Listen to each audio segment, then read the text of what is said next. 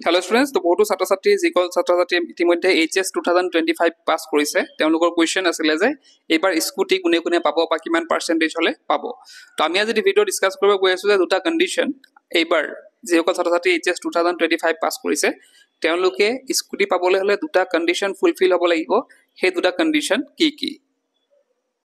তো প্ৰথমতে আছে ফাৰ্স্ট কন্ডিশনলে তো ফাৰ্স্ট কন্ডিশনটো হৈছে তো ফাৰ্স্ট কন্ডিশনটো হৈছে যে এবাৰ 80% থাকিব লাগিব তো এটো 80% লৈ বহুত ছাত্ৰ ছাত্ৰীয়ে মানে খেলিমেল লাগি আছে বহুতে গুগলত সাৰ্চ কৰি চাইছে তেওঁলোকৰ 60 আৰু 75 দেখাই আছে কিন্তু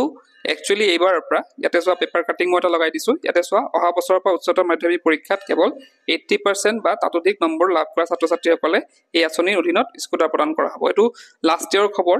হা তো তোমাকে নাভাবিবা যে এটো অহা বছৰ নেক্সট ইয়াৰ হ'ব বুলি নাভাবিবা এটো যোৱা বছৰৰ খবৰ আগতে এটো ডিসকাস কৰিছিলো তাকো মই তোমাক দেখাইছো যে এইবাৰ পৰা কিমান লাগিব 80% লাগিব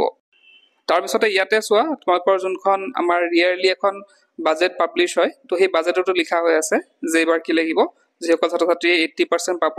হিহতেহে কি কৰিব পাৰিব স্কুটি পাব পাৰিব এতিয়া হয়তো শুনিবলৈ বহুতৰ বেয়া লাগিব পাৰে যে 80% আমি ভাবি আছিলো আমাৰ 75 আছে বা 76 বা 79 আছে হা তো তেওঁলোক হয়তো বেয়া লাগিব পাৰে কিন্তু উপায় নাই সোৱা এতিয়া অলৰেডি মই আগতো কৈছিলো যে 80% লাগিব আৰু তোমালোকৰ হয়তো বহুত আশাৰে তোমালোকে বাট চাই আছিল যে হয়তো 75% পোৱাৰ পিছত তোমালোকে আশা বাট চাই আছে যে মই হয়তো স্কুটিখন পাম কিন্তু যোনটো ৰিয়েলিটিটো ৰিয়েলিটিয়ে অলৰেডি কৈছে তেওঁলোকে মানে ঘোষণা কৰিছে 80% বুলি তাৰ পিছত যদি কিবা তেওঁলোকে মতামত চেঞ্জ কৰে বা তেওঁলোকে যদি থিংকিং চেঞ্জ কৰে যে এবাৰ দিয়া যাক 75% এটো পিছত আমি গম পাম কিন্তু ইতিমধ্যে মানে এতিয়ালৈকে 80% বুলি ধৰিব লাগিব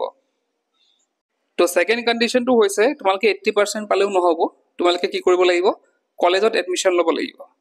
গভৰ্ণমেন্ট কলেজত স্পেশালি মানে গভৰ্ণমেন্ট কলেজত এডমিশন ল'ব লাগিব কাৰণ প্ৰাইভেট সেক্টৰৰ কলেজত তেওঁলোকে এডমিশনটো ৰিসিভ মানে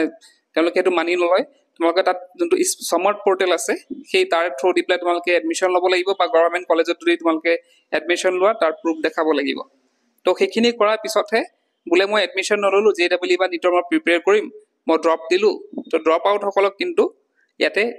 স্কুটি দিয়া নহয় তো যিসকলে এডমিশন ল'ব তেওঁলোককে দিয়া হ'ব কাৰণ আমাৰ যোনটা স্কুটি ৰিসিভ কৰোতে তোমালোকে সেই এডমিশন ৰিসিপ্টটো দেখাব লাগিব তো তোমালোকে এটা কাম কৰা যে সমৰ্থ পোৰ্টেলৰ পৰা তোমালোকে JEE কৰা বা নিট দিয়া তো তোমালোকে ড্ৰপ আউট নলৈ বলে তোমালোকে সমৰ্থ পোৰ্টেল দি এখন কলেজত নামটো লগাই লোৱা তাৰপিছত ক্লাছ কৰা নকৰা বিচৰ কথা কিন্তু নামটো লগাই লোৱা যাতে এডমিশন ৰিসিপ্টটো তোমালোকে দেখাব পাৰা বা মাজে মাজে তোমালোকে কলেজ গৈ পেলাই কন্টিনিউ কৰি থাকিব পাৰা তো তোমালোকৰ ইচ্ছা হেতু তোমালোকৰ ডিসিশন কিন্তু কন্ডিশন হেতুৱে ৰাখিছে যে 80% হলে নহব কলেজ কন্টিনিউ কৰিব লাগিব তো এইখিনি আছিল দুটা কন্ডিশন এবাৰ HS 2025 ত পাস কৰা সকলৰ কাৰণে তো এইখিনি আছিল আজি ভিডিওতে কলো কি পছাই